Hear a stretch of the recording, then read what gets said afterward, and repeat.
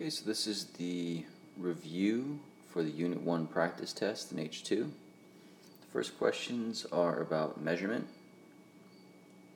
And if we look at this measurement here, we see that we have marks at 11 and 12 centimeters, and then we have marks every tenth in between, which means that this object here falls between 11.6 and 11.7.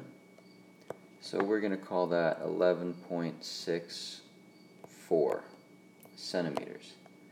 So the key with measuring to the right number of digits is you always take the smallest number of increments, the smallest place, and you go one more. So these go to the tenths on this ruler, and we estimate to the hundredths. If it went to the ones, we would estimate to the tenths. So you always find the smallest measurement on the ruler,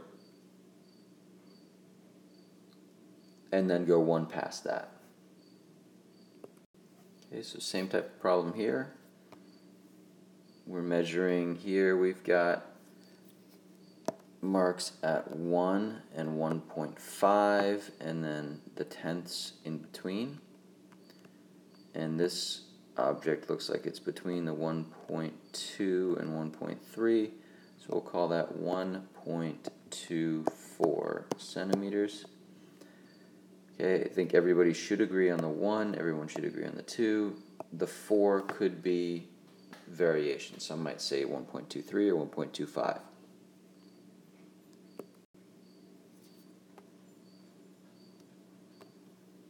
What's the volume in the graduated cylinder? A couple things to look at here. First of all, you're always looking, when you have this curve, you always want to look at the bottom of the curve for your measurement. The other thing is, here's a situation where we only have marks every 1 milliliter. So we've got 35, 36, 37. It's between 36 and 37. So I'm going to call that 36.5 milliliters. Because we only had to the ones, we had to go one more place, so we can only estimate to the tens. We can't estimate to the hundreds here. We don't have enough markings to do that.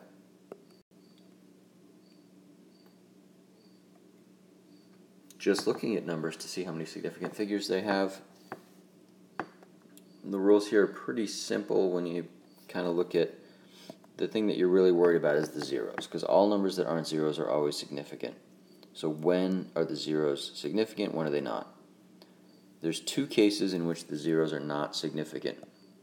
Zeros to the right are not significant if there's no decimal point. So in this case, this 0 is not significant, which means there's only 3. The other time zeros are not significant is any time they're on the left of the other numbers. So none of those zeros here in this decimal are significant. However, the one at the end is, because zeros to the right count if there is a decimal point. So they don't count with no decimal point on the right. They do count on the right if there is a decimal, and they never ever count on the left. So 1, 2, 3, 4, 5, 6, 7, 8, 9. All those zeros count because they're in between other numbers. And this last one has 5. The 0 here counts because it's in the middle. Sandwich zeros, we call those. They always count. Convert to scientific notation and round to 3 significant figures. So the first thing you have to remember is how to do the scientific notation. And we do that by taking the number, moving the decimal point so that there's only one digit on the left that's not a 0. So we would write this as 5.64, and I'm going to stop there because it said 3 significant figures. So 5.64, and then it's always times 10, and then the exponent on 10 is 1, 2, 3, 4, 5. Because we had to move 5 places to the left in order to get from the standard number to the scientific notation number. This is called the coefficient. And because it was a big number, it's a positive exponent, so positive 5. Now on this number we're going to have to move 2 places to the right, and we're going to get 3.05. Again, I'm rounding off here because that gives me 3 digits. And this is 10 to the negative 2 because we had to move 2 places to the right. Anytime you move the decimal to the right, it's a negative exponent. 1, 2, 3, 4, 5, 6. 7.89, rounding off, times 10 to the 6th, positive 6. And 1, 2, 3, 4, 5, 6, 7. 9.00. I'm keeping these zeros to the right. We're significant. I only need 3 significant figures, so I don't need all 3 zeros.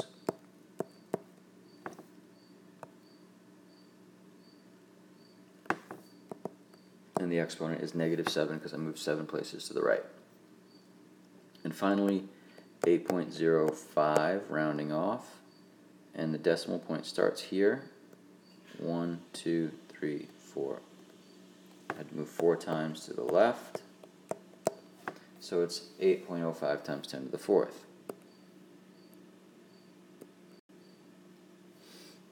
What is the area of this object? Well, area is the length times the height. And part of this question is looking at the significant figures. Okay, when you multiply or divide, the significant figures are the fewest digits that you had in your starting number. So this has 2 significant figures. This has 3.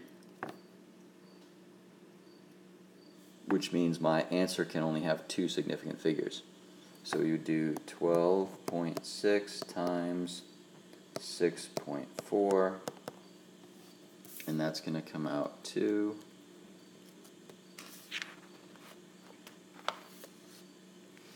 it comes out to 80.64, but because I'm rounding to 2 significant figures, I'm going to round it to 81, and it's centimeters squared, square centimeters for area. What's the perimeter? Now this is a little different because we're adding, and when you're adding, you look at the number of decimal places. Both measurements have 1 decimal place, so that means our answer is going to have 1 decimal place, or it's going to have at most 1 decimal place. In this case, it actually works out that the perimeter is exactly 38 centimeters, so we can just leave it there. It didn't have a decimal place, and that's fine. I don't need to add one. What is the mass of an object given this density and volume? Well, density equals mass divided by volume. And we have this little triangle here to help us remember that mass over volume is density. Mass over density is volume. Density times volume equals mass.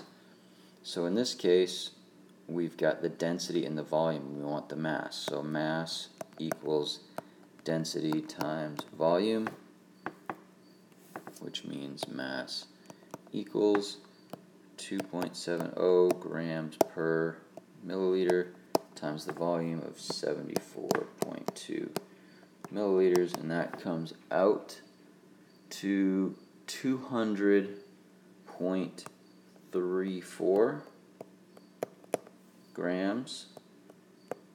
But I'm going to round that because I've got 2 3-digit numbers here, so I'm going to round it to just 200 grams. Okay, this is just a question to sort of talk about how density works, how experimental design would work, and things that could go wrong.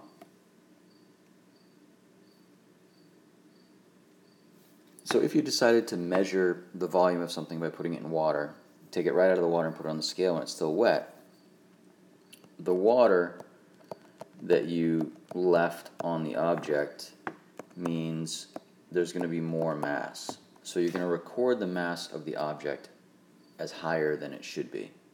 Okay, the volume isn't affected because the volume isn't affected by these drops of water that go on the scale.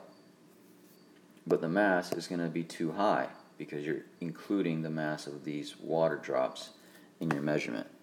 Well, since density is mass over volume. If the mass is too high, that means your numerator is too big. If your numerator is too big, your density is going to be higher than it should be because you've got a false reading on your mass. It's too high. Okay, if the mass was lower somehow, if somehow the object dissolved in the water so that there was less mass, then you'd record something that was lower in the density.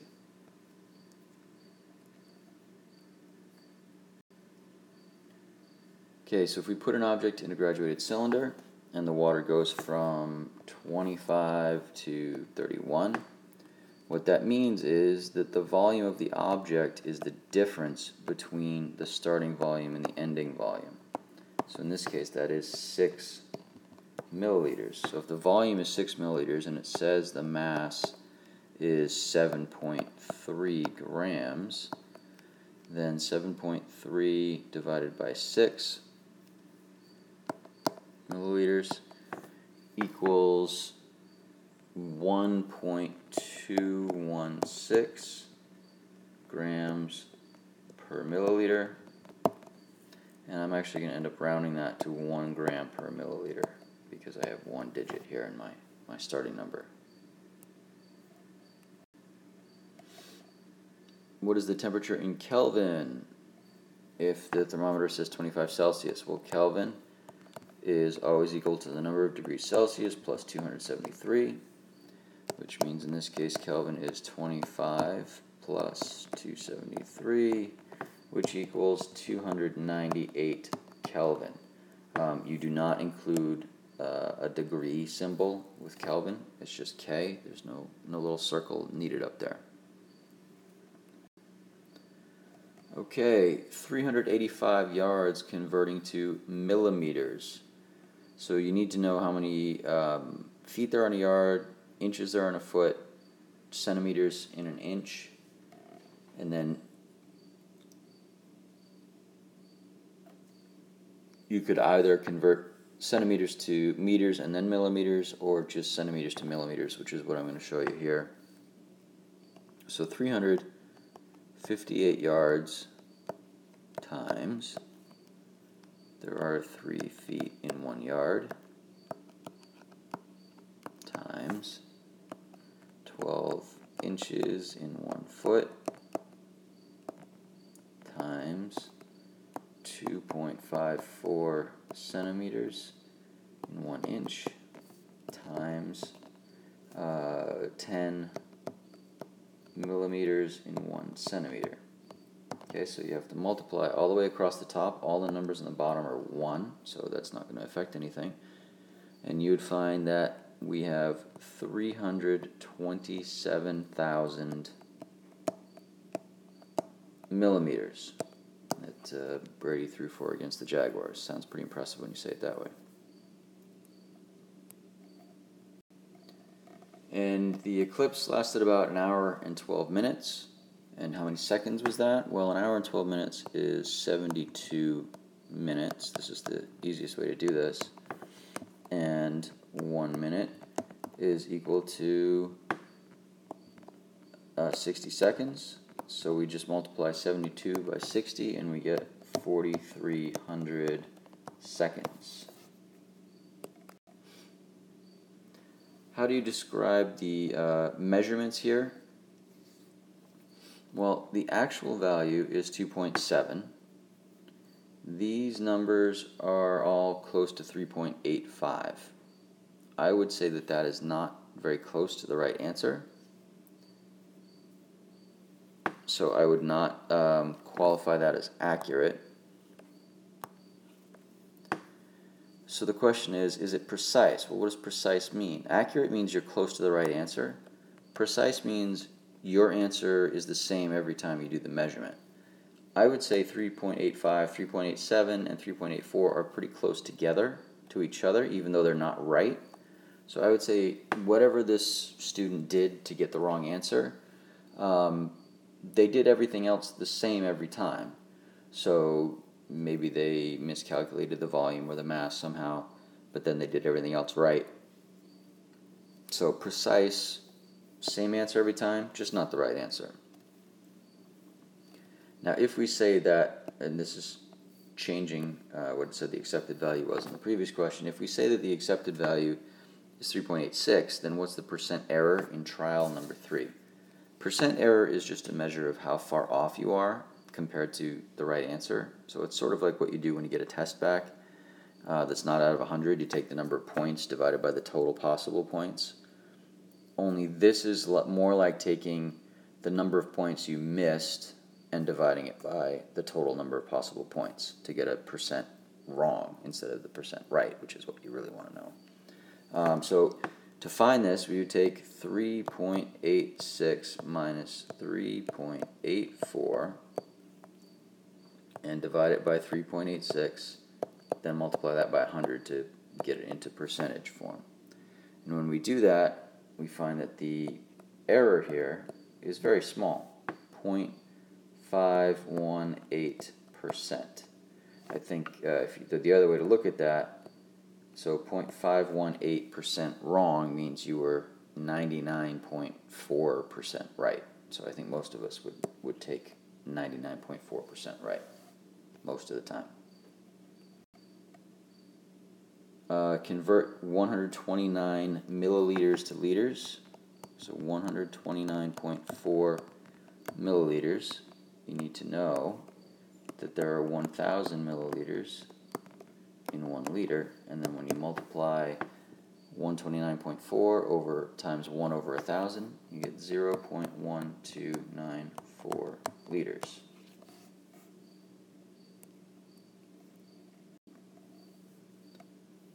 Convert 19.3 cubic centimeters to cubic kilometers.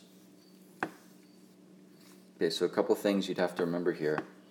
One is that 19.3 cubic centimeters can be written as centimeters times centimeters times centimeters. That's the same as centimeters cubed. And then we have to convert centimeters to meters and meters to kilometers. So I'm going to do 100 centimeters equals 1 meter, and I have to do that 3 times. 1 meter, 100 centimeters. One more time. 1 meter, 100 centimeters. And then I have to convert the meters to kilometers 3 times. 1,000 meters is 1 kilometer. 1 kilometer, 1,000 meters, and then one more time, 1 kilometer, 1,000 meters. It's got squished over there, but so you're going to multiply 19.3, goes all the way across the top because everything else there is a 1, and then you multiply 100 times 100 times 100 times 1,000 times 1,000 times 1,000, you divide, and what you end up with is 1.93, that's what we started with, 1.93 times 10 to the negative 14th cubic kilometers. And in your calculator that might look like 1.93 e negative 14, just so you know what that means. That means times 10 to the negative 14th. All right. Here's the big challenging question, or another big challenging question. That last one was a lot of steps. But again, we're talking about cubic centimeters, and we've also got cubic meters in here, and we've got kilograms, and we've got money. So we need to figure out if the package is 1 cubic centimeter and it's got this huge mass, then how much would it cost to ship if it's 25 cents per gram? Well, first we need to say 1 centimeter, centimeter, centimeter times 1 meter is 100 centimeters. 3 times 1 meter, 100 centimeters. 1 meter, 100 centimeters. Okay, so that converts it to cubic meters, and according to the problem, the mass is 3.7 times 10 to the 17th kilograms per cubic meter, which is meters times meters times meters.